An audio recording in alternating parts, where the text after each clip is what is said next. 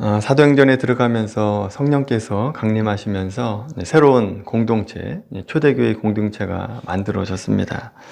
초대교회 공동체는 종말론적인 신앙을 가지고 있어서 영원한 것에 가치를 두고 목적을 두고 있는 공동체였습니다. 그 증거가 우리가 지난 시간에 보았던 것처럼 물질을 자기 것이라 말하지 않고 서로의 필요를 채워주고 나눠주는 것으로 나타났다라고 말씀을 드렸습니다. 그리고 오늘 우리는 종말론적인 신앙을 가진 공동체의 또 다른 특징을 하나 보게 되는데, 그것은 바로 기쁨과 또 생명력이 넘치고 있다라고 하는 겁니다. 예수님을 믿는 사람들이 모여서 필요한 자에게 재산을 나눠주고, 또 날마다 마음을 같이하여 성전에 모이기를 힘쓰고, 또 집에서 떡을 떼며 기쁨과 순전한 마음으로 음식을 먹고 주를 찬양하고 전도하고 많은 사람들에게 칭송을 받았다라고 말씀하고 있죠. 당시 상황을 생각을 해보면 그 공동체 자체에 기쁨과 또 즐거움과 생명력이 넘쳐나고 있다라고 하는 것을 상상해 볼 수 있습니다. 이 말씀을 통해서 초대교회 성도들과 또 우리 성도들의 신앙, 나의 신앙과 비교해서 얼마나 다른가를 생각해 볼 필요가 있습니다. 우리 신앙을 돌아볼 때 과연 오늘 본문에서와 같이 기쁨과 감격과 생명력을 누리며 살아가고 있는가라고 생각해 봐야 됩니다. 물론 기쁨을 가지고 신앙생활 하시는 분이 있을 겁니다. 그러나 대부분의 그리스도인들이 기쁨과 생명력을 찾아보기가 쉽지 않다라고 하는 것입니다. 그렇다면 왜 우리에게는 본문과 같은 기쁨과 생명력이 없는가라고 하는 거죠.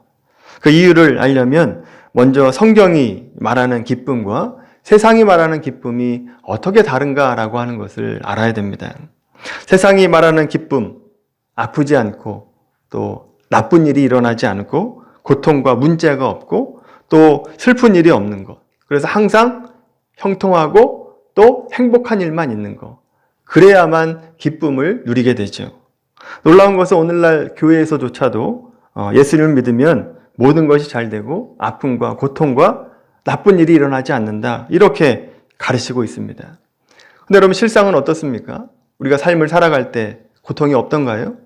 예수님 믿으면 어려운 일이 없습니까? 빗나갑니까? 안 그렇거든요. 문제 있는 날이 문제 없는 날보다 더 많습니다. 더군다나 억울한 일을 당할 때가 얼마나 많은지 모릅니다. 내가 분명히 옳은데도 불구하고 내가 참아야 됩니다. 저 악한 사람들이 왜 저렇게 잘 먹고 잘 삽니까? 이런 마음이, 이런 질문이 우리 마음 가운데 솟아나게 되죠. 이런 현실에 대해서 예수님이 이미 이것에 대해서 답을 주셨습니다. 마태복음 말씀 한번 찾아볼까요? 마태복음 10장 말씀입니다.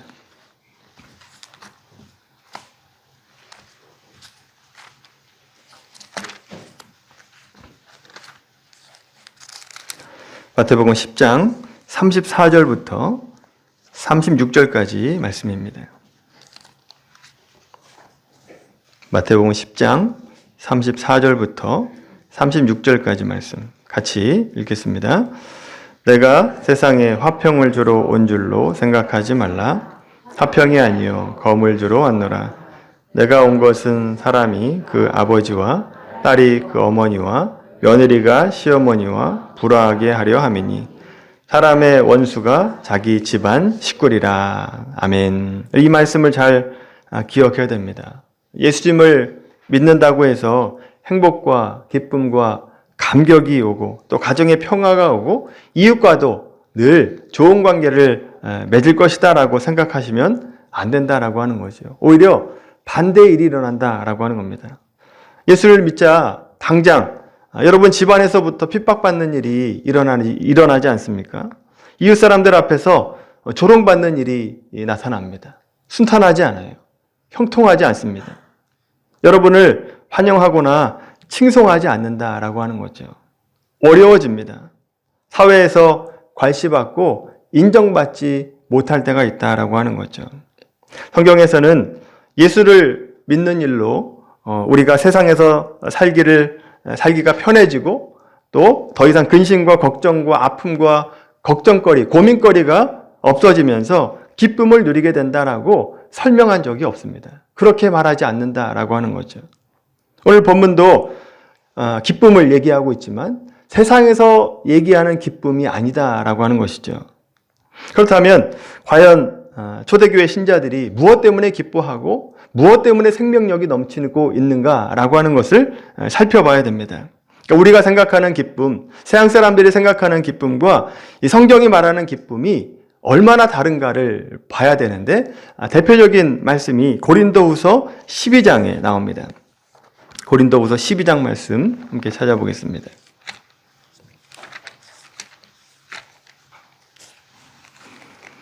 고린도후서 12장 7절부터 10절까지 말씀입니다.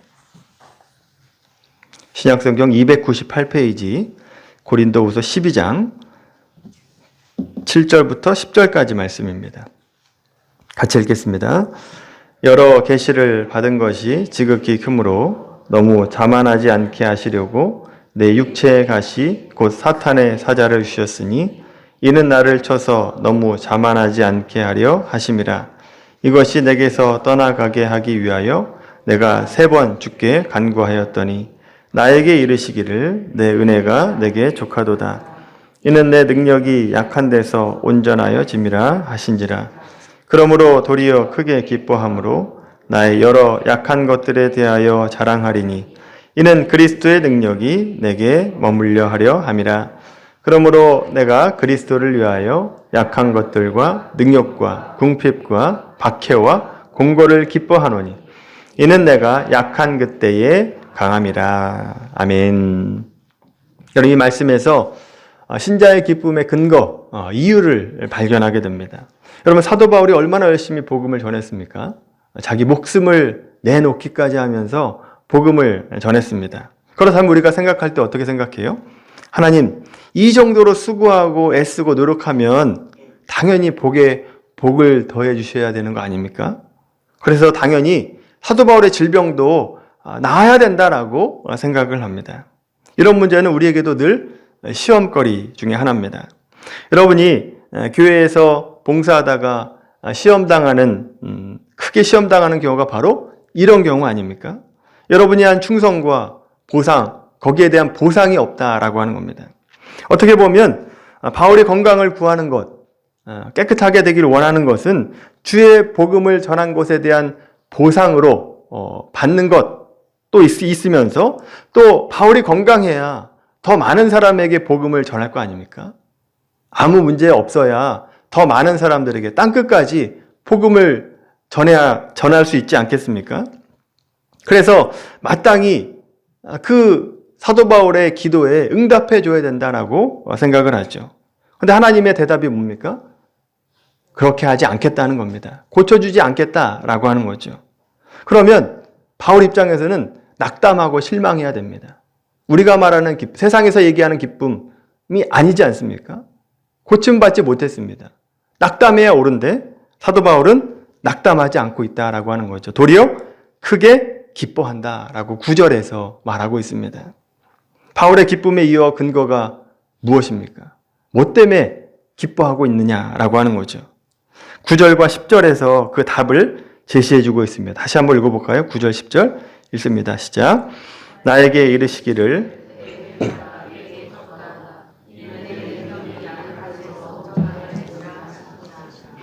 그러므로 도리어 크게 기뻐함으로 나의 여러 약한 것들에 대하여 자랑하리니 이는 그리스도의 능력이 내게 머물게 하려 함이라. 그러므로 내가 그리스도를 위하여 약한 것들과 능력과 궁핍과 박해와 공고를 기뻐하노니 이는 내가 약한 그때에 강함이라. 아멘. 여러분, 이 말씀을 풀어서 얘기하면 이런 겁니다. 바울이 약할 때 도리어 하나님과 더 오래 머물게 된다라고 한 뜻입니다. 바울이 연약할 때 하나님이 더 그 삶 가운데 나타나게 된다라고 하는 것입니다. 그러니 고쳐주지 않겠다라고 하는 것입니다. 결국 바울이 병이 고침을 받지 못했음에도 불구하고 기뻐할 수 있는 것은 자신이 아프고 연약한 것 때문에 자신이 하나님과 더 오래 머물러 있을 수 있기 때문에 도리어 크게 기뻐한다라고 말하고 있다라고 하는 거죠. 결론적으로 말하면 기독교인의 기쁨과 생명력은 세상적인 복으로 얻어지는 것이 아니다라고 하는 겁니다. 얼마나 더 많이, 얼마나 더 깊이 주님과 머물 수 있느냐라고 하는 것에 따라서 기쁨이 나온다라고 하는 거죠. 또 하나님께서 기뻐하시는 것을 행하고 내가 하나님께서 원하시는 일을 행할 때에 기쁨이 온다라고 하는 거죠. 이처럼 바울은 하나님께 집중하는 것으로 그 기쁨의 근원을 삼고 있다라고 하는 거죠. 이런 모습이 바로 우리 신자들이 지향해야 되는 모습이다라고 하는 겁니다. 그럼 만약 이 기쁨의 근원을 놓치게 된다라고 한다면 우리는 늘 주님께 이렇게 따질 수밖에 없습니다.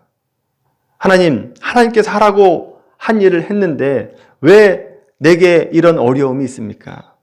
신앙을 지키고 정직하게 살고 양심대로 살았는데 나에게 주신 보상이 뭡니까? 하나님 말씀대로 자녀를 양육했고 주일날 학원 보내지 않고 주일날 예배 드리도록 했고 신앙이 더 먼저다라고 가르쳤는데 왜 자녀에게 대학에 실패하는 경험을 하십니까? 왜 아프게 하십니까? 이런 질문만 하게 된다라고 하는 거죠. 만약 우리가 이런 질문을 하고 있다라고 한다면 잘못된 신앙으로 가고 있다라고 하는 것을 증명하고 있는 겁니다.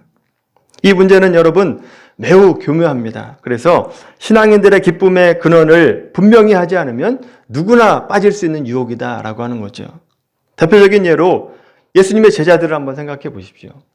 예수님께서 십자가에도 죽으시고 부활하신다는 것을 3번이나 예고하셨죠. 제자들에게도 말씀하셨는데도 불구하고 제자들이 인정하지 않습니다. 이해를 못합니다. 왜 죽으셔야 됩니까? 예수님께서 부활하셨는데도 불구하고 이해를 하지 못해요. 대표적인 예로 누가복음 24장에 가보시면 이런 말이 있습니다. 찾지 마십시오. 여러분 예수님께서 부활하시고 난 다음에 뿔뿔이 흩어지지 않았습니까? 그 가운데 엠마오로 가는 2 제자가 있었습니다. 그때 부활하신 예수님께서 그 엠마오로 가는 2 제자에게 나타나셔서 이런저런 얘기를 나눌 때에 그 2 제자들이 한 말이 있습니다. 그 말 속에 12 제자들이 가지고 있었던 생각이 들어가 있다라고 하는 거죠. 누가복음 24장 21절에 보면 이렇게 그들이 얘기합니다. 우리는 이 사람이 예수님을 말하는 거죠. 이 사람이 이스라엘을 속량할 자라고 바랐노라. 이렇게 말하고 있습니다. 제자들의 생각이었다라고 하는 거죠. 그들이 바랬던 게 뭡니까? 예수님께서 십자가에서 죽으시는 거 말고 연약한 메시아 말고 예수님께서 능력을 가지고 위엄을 가지고 로마의 압제에서 벗어나게 하시고 자유함을 주시고 이스라엘을 회복하시고 이스라엘이 전 나라를 다스리는 그런 나라를 원했다라고 하는 거죠. 보시면 제자들은 여러분 끊임없이 육신적인 성공, 현실적인 성공을 바라고 있었다라고 하는 겁니다. 예수님께서 주시는 기쁨이 그런 게 아닌데 그런 기쁨을 원하고 있었다라고 하는 것이죠.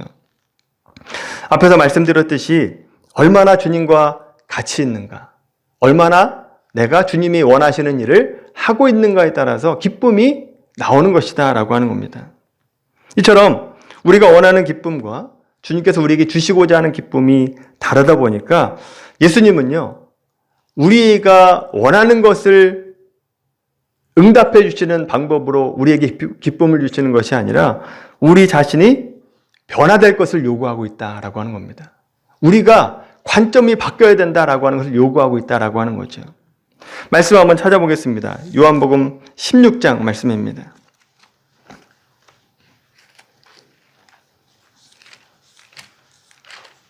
요한복음 16장 20절 말씀입니다.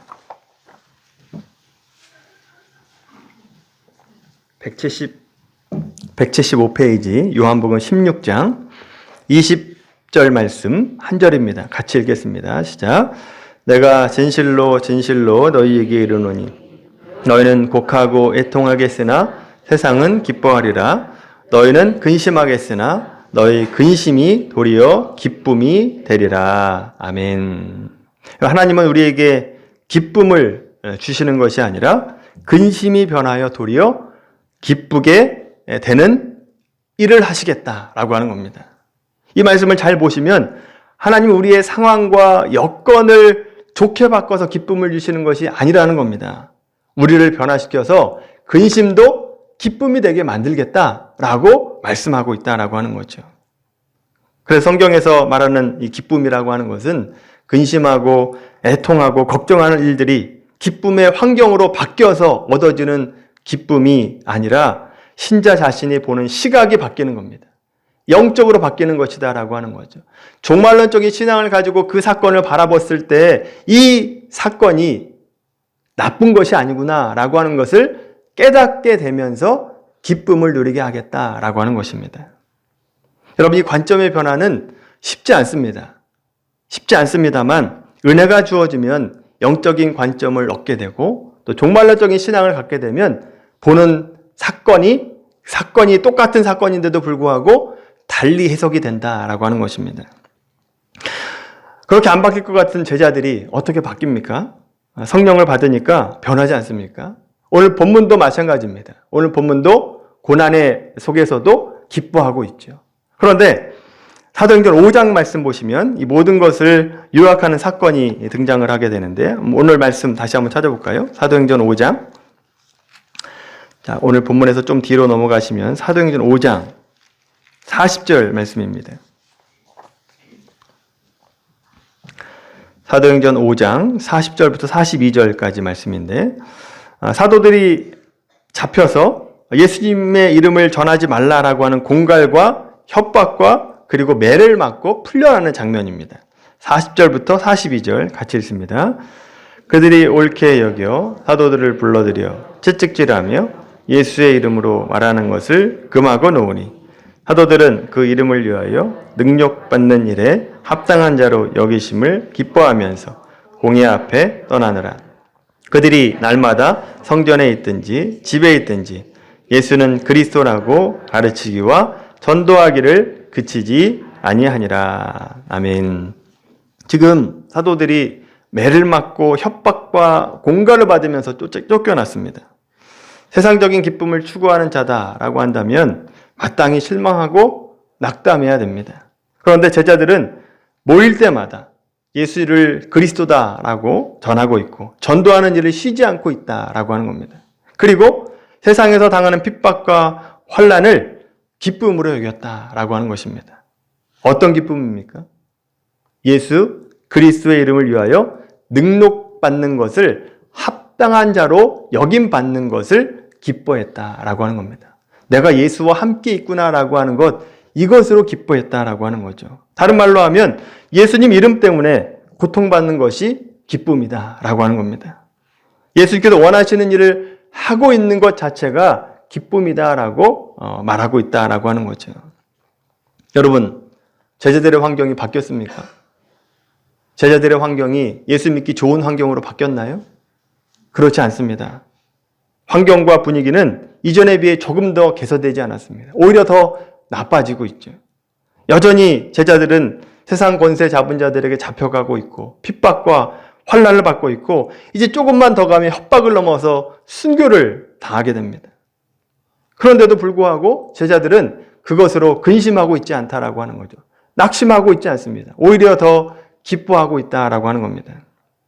너희의 근심이 변하여 기쁨이 되리라 라고 한 예수님의 말씀대로 제자들은 그렇게 일어나는 모든 환경에 대해서 오히려 주님과 함께 있다라고 하는 것으로 기뻐하고 있는 것을 보게 되죠.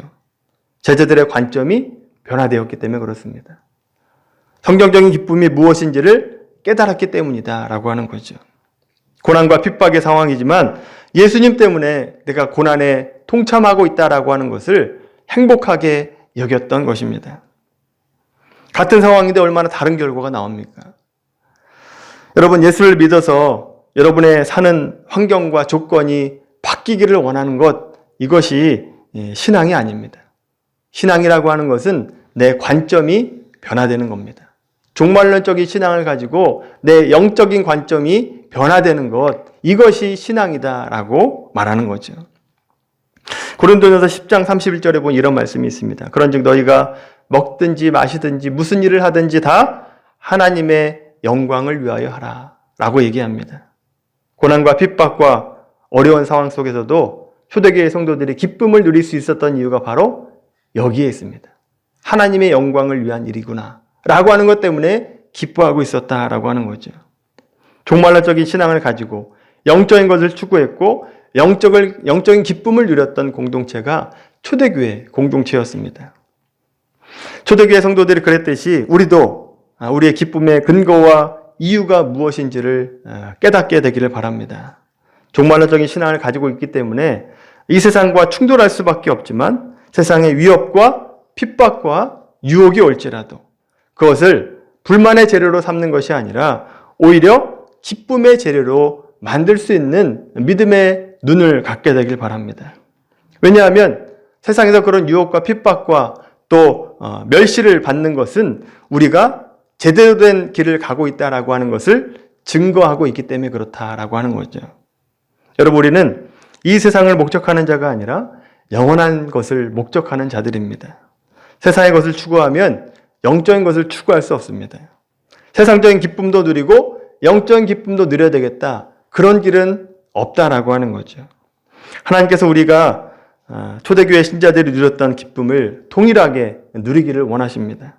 만약 우리가 이런 기쁨을 목적하지 않고 또 이런 기쁨을 누리지 못하고 있다라고 한다면 우리 신앙은 잘못된 길로 가고 있다라고 해도 과언이 아닙니다.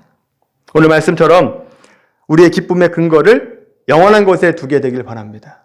하나님과 얼마나 같이 있는가, 또 내가 하나님의 일을 얼마나 더 열심히 하고 있는가에 기쁨의 근거와 이유를 갖게 되길 바랍니다.